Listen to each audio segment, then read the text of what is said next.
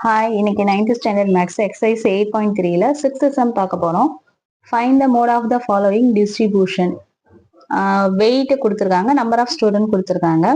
வெயிட்ல இங்க நம்ம class interval பார்க்கும்போது நம்ம கண்டினியூஸா இருக்குதான்றத கரெக்டா நோட் பண்ணிக்கணும். ஏன்னா கண்டினியூஸா இல்லைன்னா அதை நம்ம வந்து கண்டினியூவா மாத்திட்டு அப்புறம் தான் சம் போடணும். இங்க பாருங்க 25 to 34, 35 to 44. இங்க 34, 35 நடுவுல கேப் வந்துருச்சு இல்லையா? இந்த மாதிரி கேப் இருக்கக்கூடாது. இதுக்கு முன்னாடி சம் பாருங்க 0 to 10, 10 to 20 கண்டினியூஸா இருக்கு. பட் இந்த இன்டர்வல் வந்து கண்டினியூஸா இல்ல. அப்ப என்ன பண்ணணும்னா லோயர் லிமிட்ல 0.5 மைனஸ் பண்ணிட்டு அப்பர் லிமிட்ல 0.5 ஆட் பண்ண போறோம். இதனால வேல்யூஸ் சேஞ்ச் ஆகாது. இங்க 24.5 வரும், இது 34.5 வரும். இதுல 0.5 மைனஸ் பண்ணும்போது இது 34.5 வரும். அப்ப கிளாஸ் இன்டர்வல் நம்மளுக்கு ரெகுலர் இன்டர்வலா கிடைச்சிடும். எப்படி போடலான்னு பார்க்கலாம். இதுல 0.5 மைனஸ் பண்ணிட்டு இதுல 0.5 ஆட் பண்ணி ரைட் பண்ணியிருக்கேன். இப்போ இந்த கிளாஸ் இன்டர்வல்ல பாருங்க, இது நம்பர் ஆஃப் ஸ்டூடெண்ட்ஸ் எது வந்து ஹையஸ்ட் ஸ்டூடெண்டா இருக்குன்னு பாருங்க. 4, 8, 10, 14. அப்போ இந்த கிளாஸ் இன்டர்வல் தான் நம்ம செலக்ட் பண்ற கிளாஸ் இன்டர்வல். ஏன்னா இதுதான் 14, இங்க 8, 6 இருக்கு இல்லையா? அப்போ இதுதான் நம்ம சூஸ் பண்ற கிளாஸ் இன்டர்வல். ஹையஸ்ட் ஃப்ரீக்வன்சி இருக்கு இல்லையா? அதனால இதுதான் நம்ம சூஸ் பண்ண போறோம். இங்க சூஸ் பண்ணியிருக்கிறது இதுதான் எஃப் இல்லையா?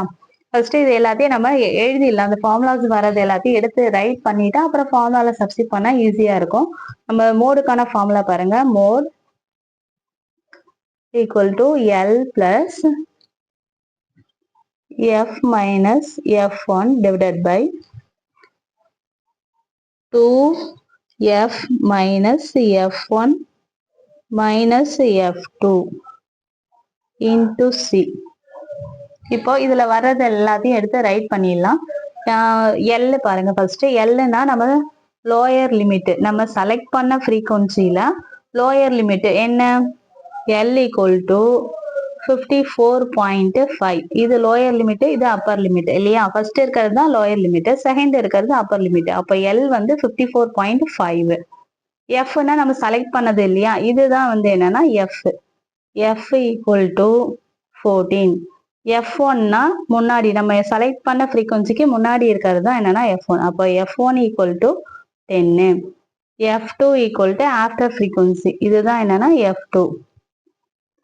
C means class interval. Class interval என்னன்னா 10 10 இன்க்ரீஸ் ஆகிட்டு போகுது. அப்போ C ஈக்குவல் டு என்னன்னா 10. இப்போ இதை அப்படியே ஃபார்முலால சப்ஸ்டிட் பண்ணா நம்மளுக்கு ஆன்சர் கிடைச்சிடும்.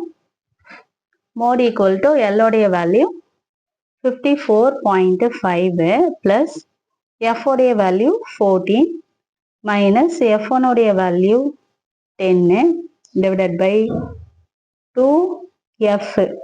F உடைய value 14 minus F1 value 10, F2 value 8 into class interval C mean 10. Okay.